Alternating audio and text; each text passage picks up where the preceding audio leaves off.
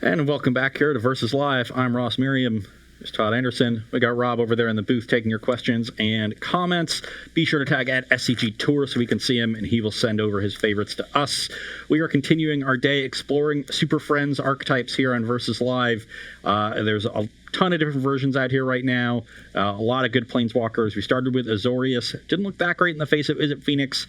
One of the issues that I had with it over the course of those games was I didn't really have a lot of pressure. It's a very slow sort of prison-style deck from all accounts, and the version that we're playing second here updates it to be a little bit more aggressive. This is a Jeskai version that was popularized by John Rolfe, a member of the MPL, if I'm not mistaken. Yes. And the red, importantly, gives you access to Sarkhan the Masterless. Yeah, which is quite good with a bunch of Planeswalkers. Yes, I know. I saw Jim Davis, my BCW teammate, play a Gruul aggro deck in Richmond with Domri, Chandra, and Sarkhan. And when he showed me the list, the one thing I told him was you need to add another Sarkhan to your deck because it's so good. And I've played a bit with the card, and it's been very impressive. I believe we played it last week on Versus Live. Yeah. And in this deck, it does some truly disgusting things. Yeah, I mean, it's one of those cards where it just 12s your opponent out of nowhere sometimes, and then like they're stuck with, oh, well, now if I don't attack Sarkhan for 6 points of damage, he's just going to do it again next turn. You know, and in a deck that's like designed to protect your Planeswalkers at most junctures because of how, you know, Dovin works or how Kasmina works. Like there are these Planeswalkers that just protect themselves. And just becomes a lot harder to interact with your opponent, and that's exactly where this deck really thrives, I think. Yeah, and it just closes the door as your opponent is struggling to deal with the Planeswalkers that you already have on the battlefield. Though we are playing it against a deck that can flood the battlefield really quickly in Azorius Aggro, but the red splash is going to help us a lot here because of Deafening Clarion. Deafening Clarion, definitely a good one. I'm actually a pretty huge fan of playing the cheap spot removal spells in the deck. I think Shock is one of the best cards in Standard right now, and something to let you use your Mox Amber mana with sometimes, honestly. So that combined with Spell Pierce, I've seen some builds lean really heavy on the 1-mana spells to do the heavy lifting in the early turns, so that you actually get a clean battlefield by the time you start casting your Planeswalkers on the 3rd, 4th, 5th turns. Yeah, this list plays Lightning Strike over Shock. Not sold on that. I'm a big fan of Shock right now as well. But Lightning Strike is good, and Mox Amber doesn't tap for red very often, which is key. Yeah, we do have a pile of Spell Pierces, which should still be fine in this matchup. We might bring them out just for more cheap removal, but this is the version of the deck that I like the most on paper. I haven't played with a lot of them, but I just want the ability to, you know, kill my opponent pretty quickly, just turn that corner. And Sarkhan does that while still just being a powerful card in its own right. Like sometimes you can just play it and minus and make a dragon. Then it's really hard for your opponents to attack your Planeswalkers. Right. And when you plus, you still have 8 damage the next turn. You don't need it immediately. But it's also a card that helps you deal with opposing Planeswalkers. You know, the Azorius list doesn't have a lot of pressure for opposing walkers. You know, you're relying on the Prison Realms out of the sideboard and maybe some 2/2s or 1/1s you make from Saheeli and Kasmina, which is not great. So having that option as well to just, you know, fly over and kill a Teferi or kill a Narset is also important. Yeah, I know John Rolfe said that he played that list almost exclusively on Arena. He went from is it Platinum into Mythic in like 4 days or something with only 2 losses or something over the... I mean, that's only... it's like you have to be a plus 24, so he went something like 26-2, which is a pretty good record. Yeah, that's pretty good. Yeah, it's not bad. It's like 92%. Yeah, it's a pretty good record. All right, let's go ahead and get to the games because we're a little behind today. Okay, I'm on the play after losing match 1. And we are not starting out this one very well with a 1-lander. I can taste the marbles. What do they taste metallic. Like? Okay. I don't know. They have a garage twinge to them. Any questions for us, Rob, while we're shuffling up for mulligans? Esteus wants to know if this new format makes you kind of miss the old Planeswalker uniqueness rule. I mean, the old one was basically you can't have 2 of the same name, right? Yeah. I was a huge fan of that rule, and honestly, like, that's why they're like Planeswalker dash Dovin or whatever, you know? Like, because, like, how could you have 2 instances of the same Planeswalker, right? Like, that just seems really strange. Like, it can't be in 2 places at once. It violates the laws of physics. Right. Probably. Probably. No one actually knows how time travel works, so. All I know is that apparently Back to the Future is just stupid. That's what I've been told. Sure. Time travel does not violate the known laws of physics, I believe. I thought you could only go forward in time. You can't go back in time. No, time isn't linear. Whatever. Time is just another dimension to space-time. Whatever. Nerd. Four-dimensional universe. Shut up, nerd. Yeah. Or like 11 and... Nice mulligan to 7. I put one back. Yeah. Did you put the right one back? Hopefully. This is not a great hand, but it'll certainly do. All so we'll hope to... Ooh, that's a good one. That Clarion? Of course. Boom. Sacred Foundry. Attack for 2. 18. Just like 100% to get hit with a Clarion here, so whatever. Go.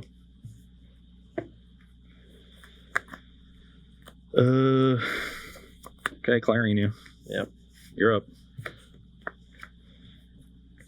Alright, play Snub and Bodyguard to protect it. Here we go. I wish I had drawn Bodyguard over Law Reinforcer. Teferi, bounce the Bodyguard. Okay. Draw a card. And play Retreat, pass. This should leave our Teferi protected. And protect this. Yep. Legion's Landing. Get a Vampire. Where am I at? Right there. Okay, sorry. So 4, 7, 8. Can't quite turn on Snubby this turn, which is unfortunate. We'll say go.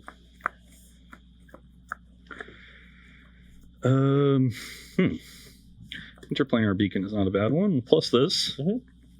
And you got 3 cards? I have 2 cards. 2 cards.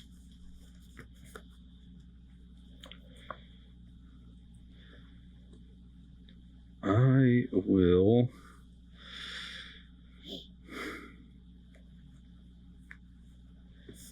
cast a big Teferi, gain a life, go to 19. Yep. Plus it. Yep. Draw a card.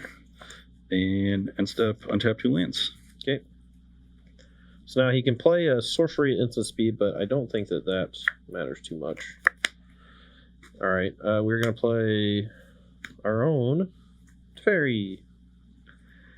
This will basically force his hand if he has a removal spell, so we kind of know how to play the turn. So that is your 10th permanent. Yep. I will lightning strike the Dauntless Bodyguard in response. That'll force Todd to find another permanent here. It'll also stop the Legion's Landing from coming off. And even if Todd has another permanent, it's not enough power to deal with Teferi. The big Teferi, at least. Messed up. That sucks. Okay, we'll sack to protect this. Yep. Teferi, you don't have creatures really, so I'm just going to go ahead and draw a card. Try to hit a different permanent here. Bounce your Legion's Landing and get a vampire. Oh, yeah. Forgot I could do that. Okay, cool. Yeah. Not a bad interaction there. All right. This will give Todd the extra permanent he needs. So that's, I believe, the Star City Blessing. Yep. 3, 4, 5, 6. We got that over here. Okay, so I want to go ahead and clear his baby Teferi, I think, but keeping him from tucking might be worthwhile as well. I don't know. Maybe. I mean, I guess if I keep this Teferi on 1, let's go 3 here and 1 here. And I'll gain 1 up to 21. Yeah, 19 to 21. And I'm going to go ahead and play another Legion's Landing just to get another vampire. Sure. That way, if he has a spot removal spell, we can still turn on the Legion's Landing. But if he has a sweeper, we're in a bit of trouble, which is unfortunate. So let's plus both those Planeswalkers. Do you already draw a card? Yeah. Okay. Drew all my cards. I will go to 17 Tilt. and pass the turn. Okay. You know you can't do anything, right? Oh, wait. Forgot about that. On my turn. I'll do the thing. Come on. Tilt. Kill all your stuff. Oh, yeah. With that Teferi in play, I'm just not going to shock myself. 19. You tucked it all the way over there in the corner. Okay. Let's play this and tribunal this. That's pretty good. Your turn. Okay, not a bad draw. Little Fibblethip action. Oh no, that thing flies. That's not a great draw, but at least it cycles still. Mm-hmm. And that's also pretty good. So we can play this beacon, make blue with it, play a Narset, gain 2. You can't make blue with it. Yeah. You Oh, it's different colors? correct. Yes. Okay, well, we'll have to tap this then. I just thought I made 2 color. You may have different colors. It's a weird way to Well, template you that tapped card. your other beacon for no reason. You could have gone like beacon. Oh wait, no. You can only use that mana to play Planeswalkers. Yeah, Never mind. exactly. So I just wanted to potentially leave up blue mana. Sure. So I gained 2 life. I'm at 19. So I got Okay, so 19 to 21. Well, minus that Narset.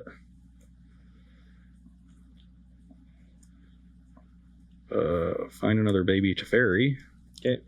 And tick up this baby Teferi and pass the turn. Okay. So draw. That was a very good draw. Tick this up. We're gonna attack Narset for 2. I think I'm okay with him minusing this to Fairy, but maybe not. Actually, he gets. Well, you have another one in hand, right? So whatever. History of Benalia. We'll get a 2/2. Yep. And take it. This is going to be a weird turn. I don't think so. I think you're just gonna clown me. Minus Teferi, bounce a token, draw, play another one, bounce my Conclave, get back big Teferi. Let's bounce the Draw. night token. Yep.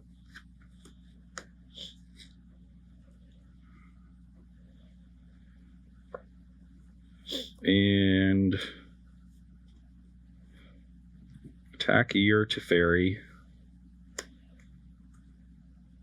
And then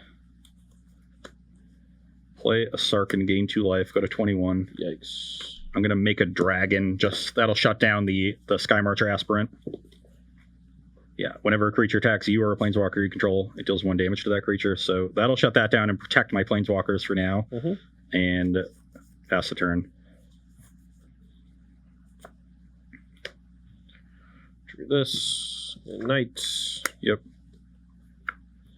Take this up. And play Venerated. Pretty good. Yeah. But now I'm just going to get punched for up to 12 or 8 and have my Teferi die. So it's not looking great.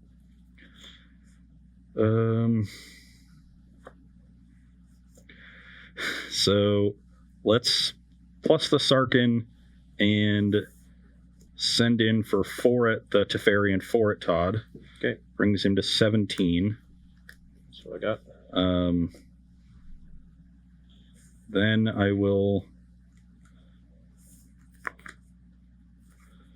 play I guess we can do the Teferi first. Teferi, gain 2, go to 23. Nope. Bounce the night token. Draw a card. And then play a Dovin, go to 25, and minus on the Venerated Loxodon. Yep. So I'm at 25, you're at 17, and you can go. And I have 20 damage in the air next turn. Yep, you win. Yeah, I mean, Sarkhan's very good in that deck. Just allows you to close games where, like, even if you're not completely set up or whatever, you just get to kill your opponent out of nowhere sometimes. And at the very worst, he's a 5-mana 4/4 flyer. That's like the bottom. Yeah. And even then, it's like 5-mana 4/4 flyer that makes us a 1-toughness creatures can't attack. So yeah. Also, not something I had that had occurred to me, like that ability was super relevant in this matchup. And as soon as I see it, I'm like, yeah, it's gonna be really good. Yeah. All right, we're gonna take a short break here. Get some questions into Rob. We're gonna get sideboards put together. Back in 2 minutes. All right, we're here for sideboarding, and for my side of things, we're going to cut Benalish Marshall. It's pretty traditionally awful against Deafening Clarion, and with Ross showing us at least one main deck, we're going to assume that there's somewhere around 3 or 4 post board. And also then saw Lightning Strike too. Yeah, so Benalish Marshall is just one of those cards that kind of forces you to overextend to get any value, and we want to play a different game after sideboard where we want a small ball. We want to play like a couple of creatures early on, and then start holding up Dovin's Veto, Spell Pierce, Disdainful Stroke, and And, we're going to do that, hopefully put it to good use after sideboard. We are cutting 7 creatures, which is pretty scary for a deck that plays Venerated Luxodon.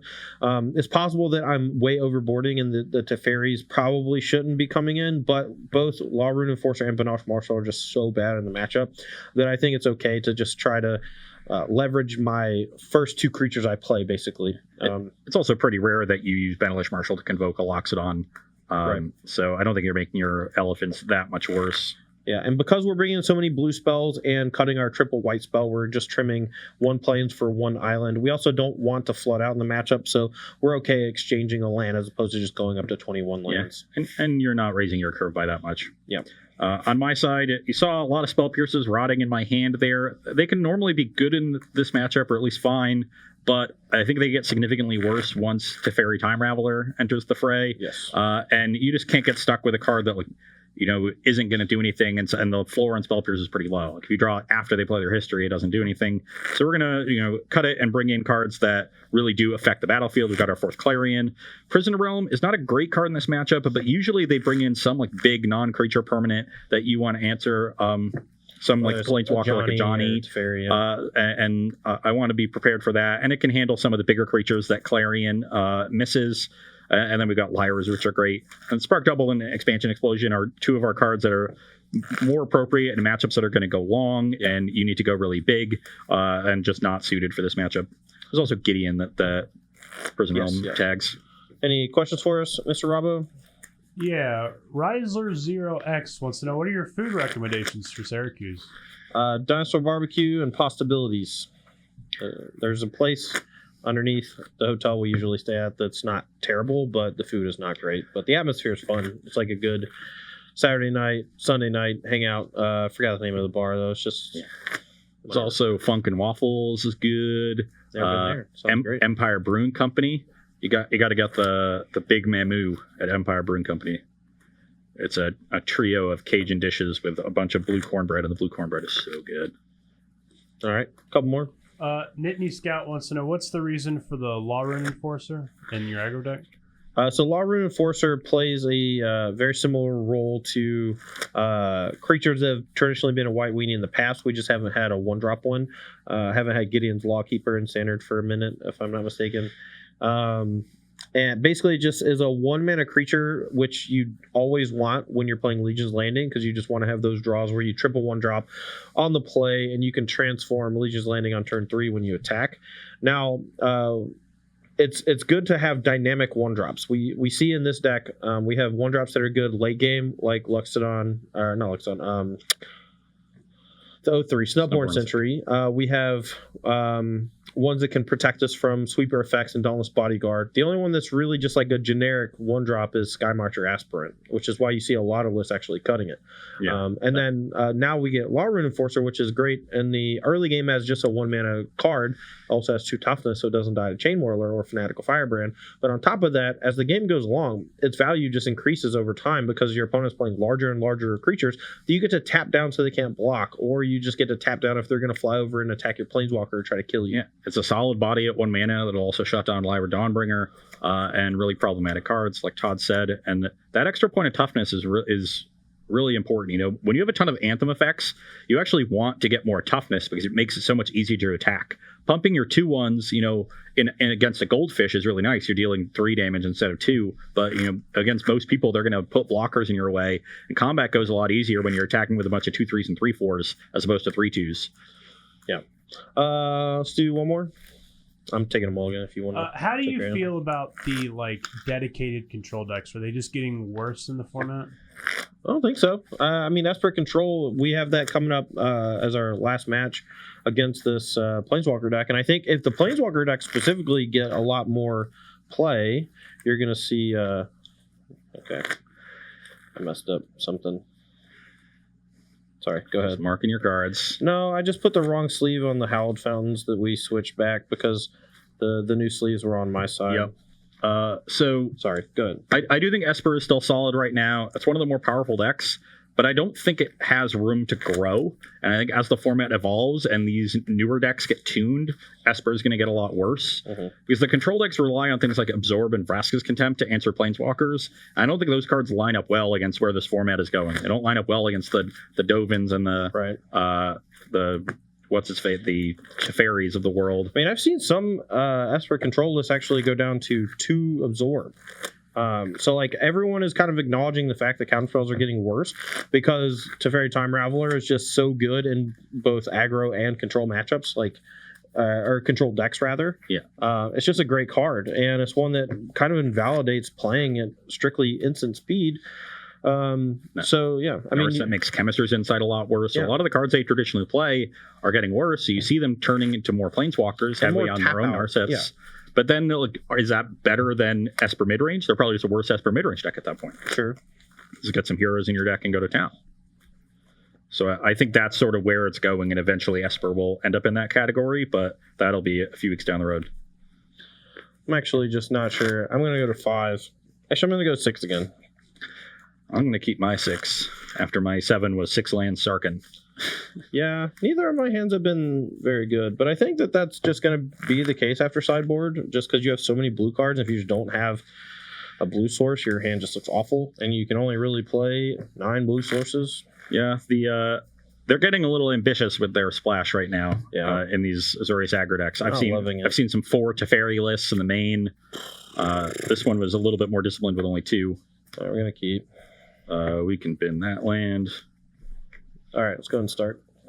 Okay, I will start on a Steam Vents. That is a good one.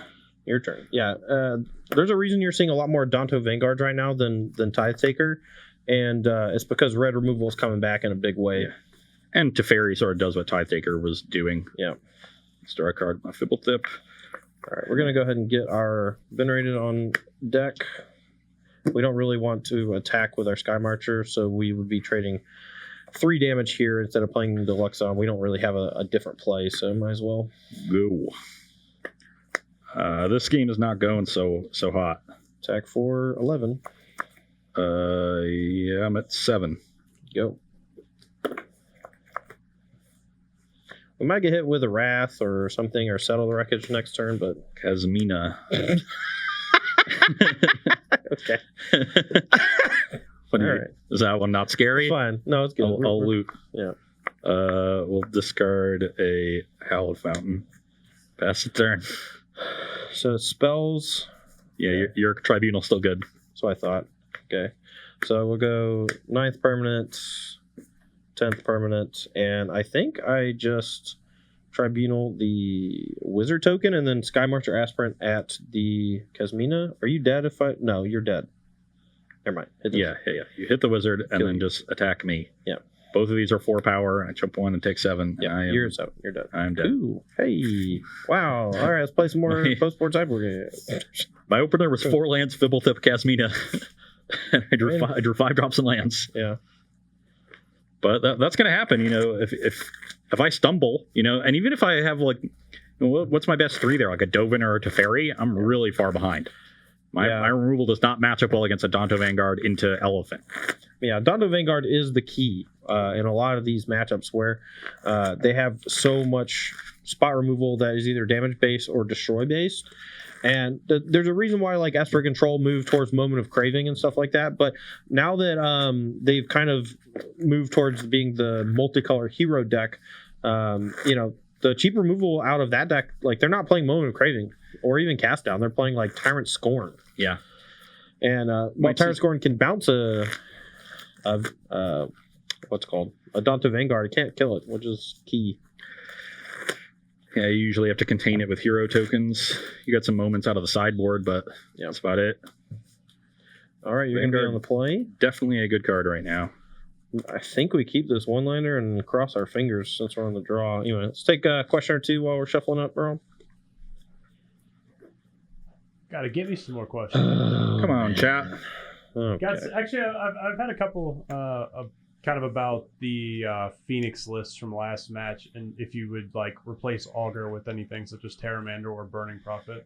No, I've tried Burning Prophet. It's not nearly as good as it looks. It's actually better than I thought originally, but it's still not as good as I think it should be. Yeah. As much as that says, like the raw card advantage matters a lot in that deck. As you could see, like the reason why I was able to go toe to toe with the Planeswalker deck is because on turn 9 I had 7 cards in hand. Yeah.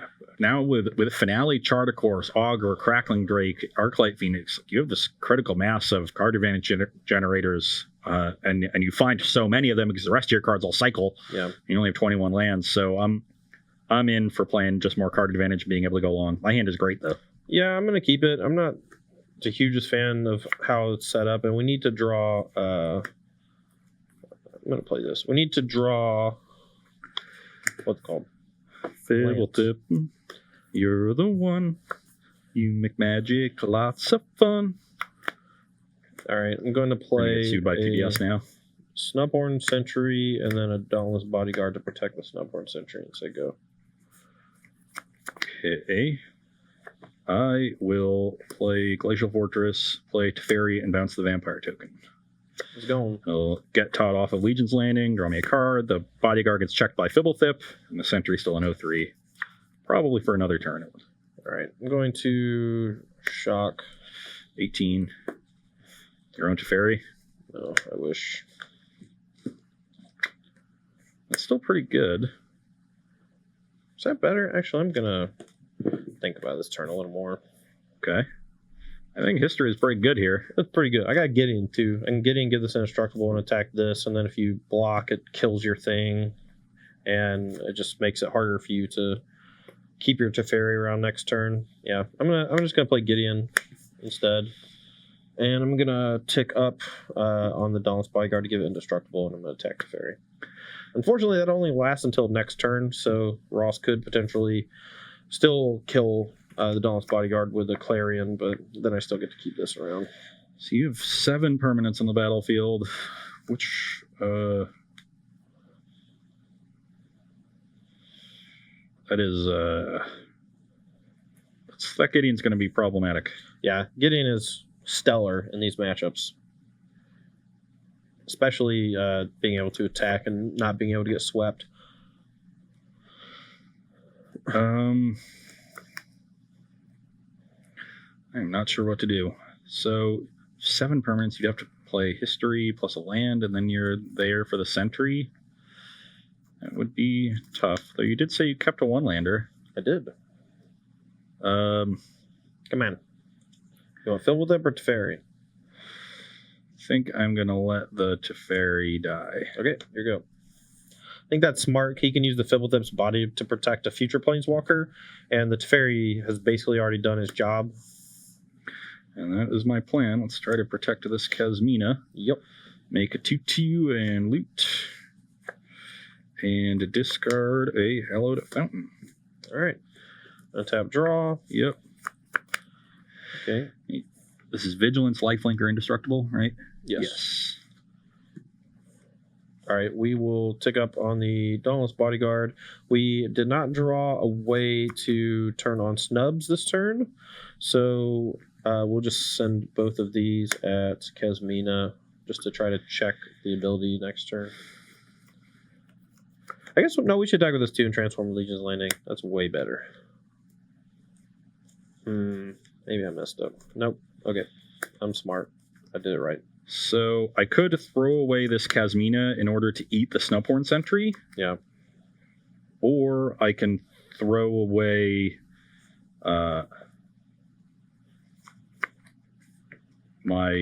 I basically throw away the Fibblethip because I'll replace the Wizard next turn and keep the Kasmina. So it's Fibblethip plus Snubhorn Sentry plus a loot. Versus also, to be clear, if you try to eat this, this is protecting this. So if you don't block that, I can just save this instead if I want. Sure. I would be okay with that, I think. Yeah.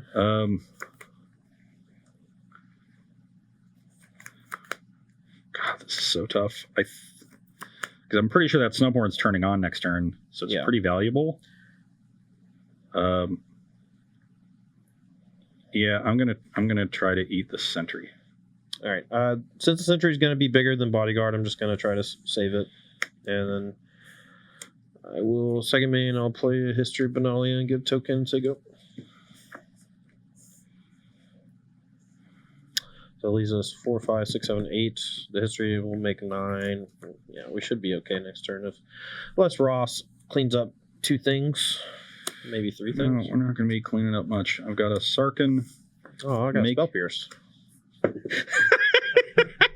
Spell Pierce just rocking your world today.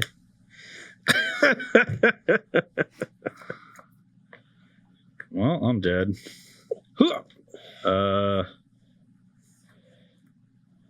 Attack Gideon.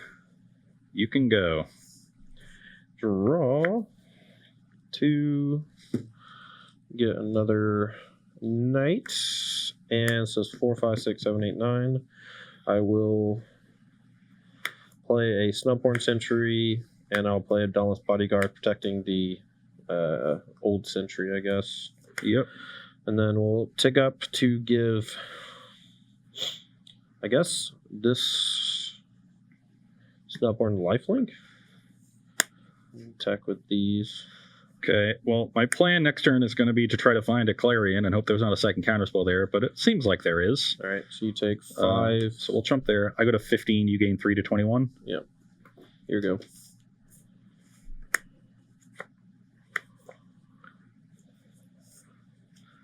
Narset. Sure. Minus. Mm-hmm.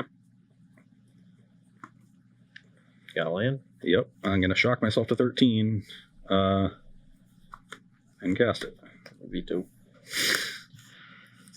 And I think I'm just dead, right? This is 4, 8, 11, 14, 16, yeah.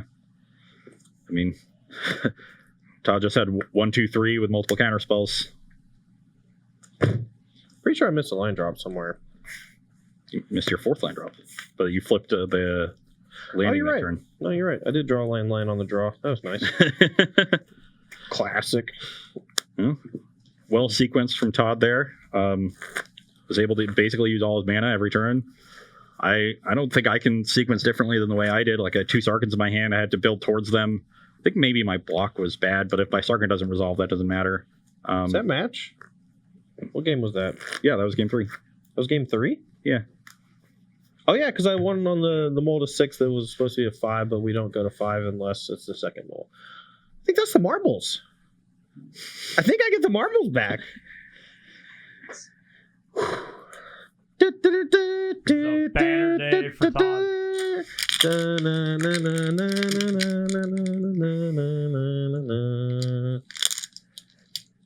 Okay. What's up, Doge? How you doing over there? A bit of an awkward matchup because I won game 1 so handily. Yeah. And then lost game 2 as handily with a significantly worse draw. And then I had a fine draw in game 3, but your draw was quite good and just lined up really well. Yeah. That Gideon was super problematic. I mean, Gideon is one of the cards that I think gave new life to this mono white aggro deck. This, you're splashing blue, but you're basically mono white. You just get a huge threat. A 3-mana 4/4 is like nothing to sneeze at or whatever. And then on top of that, like you just make combat a nightmare for your opponent by like giving another creature indestructible. So you have like these 2 indestructible attackers every turn if you want. In some spots you give lifelink, so you get that life buffer. And then at some point he just starts threatening a -6 to exile like your planeswalker or whatever.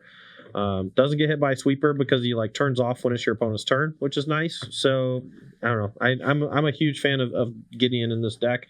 I don't know if I like the Teferis that much. Like it is really cool to bounce Legion's Landing. I'll say that. That was a pretty sweet interaction that I just didn't even really think about because Teferi. This is a brand new shell for Teferi. This is probably the matchup where Teferi is at its worst. Like I don't have a lot of creatures for you to bounce. I don't have really a lot of counter spells. There were Spell Pierces dead in my hand in game 1. Didn't matter.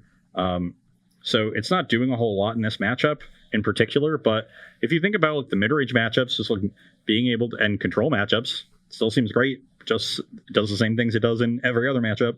Mm-hmm. Just clearing away that early blocker, getting in, keeping the gas flowing so that you have more stuff to do because the deck is pretty powerful. Banish Marshal, Vanity Luxon are powerful cards, so make sure you get to them more consistently. Yeah, I mean, I'm a huge fan of of the White Wing decks in general. I'm not keen on just kind of slotting in a blue card in the main deck with only 8 sources, but there's only 2 of them. Yeah. And after sideboard, you get an extra blue source. But I'm not sure that you want so many blue cards. We have 5 counterspells with. I mean, obviously they were insane in this matchup, but like, you know, there were multiple mulligans involved in game 2 where like I just had to throw a hand back because I had 2 counterspells and no blue mana or whatever. You know. Yeah. And that's just something that this deck is always going to struggle with because of how you have to build it to be such a heavy emphasis on the white. I know Andrew Ellenbogen, White Weenie aficionado, is pretty conservative usually with the way he splashes. You know, stops at maybe 4 or 5 cards when he's on 8. Might add 1 more blue card if he has the island in the sideboard. Yeah, so we're up pushing 8 or 9 cards when he'd probably should 6, just maybe not 7. bring in the other Teferis and maybe even cut them in this matchup because they're not really that good. Yeah, I think that makes sense. I don't think they're very effective in this matchup, so that might have just been a case of your over sideboarding and you know, didn't get punished, still won the game, unfortunately. Oh, yeah. Classic. Any questions before we move on to the next and last match? Yes, Ross. Given this Jeskai deck that you're playing Fibblethip, why weren't you playing Mox Amber? I mean, I believe John Rolfe's original list had 1, and it was just too unreliable. Like when you're playing a bunch of planeswalkers, so your Mox Amber is on, you really don't need the extra mana. The only time it's like really good is when you untap with Fibblethip and get to accelerate to 4, but that's not even that good. Like your best planeswalkers are on turn 3 are 3 mana ones, Teferi and Dovin. Kasmina is a cool thing to accelerate into, and getting to Sarkhan a turn earlier or Teferi, but it's just not reliable enough. Heavily disagree with you because you're playing like 3 or 4 spell pierce in your main deck. That the draws where you go Fibblethip, Mox Amber, Counterspell are just busted in game 1. So I mean, John Rolfe's really smart. I'm sure that he has come to a very similar conclusion as you, but by not having Mox Amber in your deck, you just take away your ability to not draw your opponent, and I'm just not a huge fan of that personally. So yeah, being able to like play Planeswalker on turn 3 with Spell Pierce backup is nuts. I think I would probably try to work 1, maybe 2 in. I thought 3 in the Azorius list was a little high, but I like 2. I think 2 is solid. I can understand people who are more conservative with the way they build their decks. Like sometimes Mox Amber is a complete blank piece of cardboard, and they just can't suffer that. So did you see Holy? Is it Holy Diva or Holy Diva? Holy Diva. Yeah. Did you see Holy Diva's deck from last week's? Was it Fandom Legends? I heard about it, but I didn't see it. So it's very similar to these decks, except it utilizes Saheeli in a really strong way. It plays role reversal, so you can give your opponent one of your 1 loyalty planeswalkers that don't really matter anymore. Or you can just give them a servo token and steal their creature. Multiple times, I know Holy Diva was able to steal a flipped Ascanta the Sunken Ruin, which was really cool. So if you haven't seen that one, make sure to check out that list. You can probably just check their Twitter account or whatever. So what's the last match you got on the docket? So we got the spiciest of the 3. The Elder Spell? This is 4 colors. We do have an Elder Spell. I believe it's on the sideboard. Oof. 4 colors. 1 copy of the Elder Spell. It's basic Grixis, has a touch of white in it, but we got 4 copies of Nicol Bolas. Are you playing Nicol Bolas and Teferi, and that's the joke? Yep. Wow. Also got a copy of Oath of Teferi. Wow. Double wow. Let's double activate. Okay. So all right. We're doing some cool stuff with Nicol Bolas in this one as our key 5 mana planeswalker. You know, gains all the loyalty abilities of every planeswalker, so you can start doing some really weird stuff. It basically you just do whatever you want. Yeah. So that'll be a cool one. We're going to run that up against Esper Midrange, probably the most popular deck from the last weekend. So a good test for this 4-color list. This came off of a 5-0 Magic Online deck dump. So we're going to take a nice little break. Are we going to do the same thing that we just did, 6 or 8 minutes? Oh, no, we'll take a full 10 on Full 10. We need a full 10. Okay. Oh, no worries. So we're going to take a 10-minute break here, and we're going to line up for this last match, and hopefully I can avoid the broom.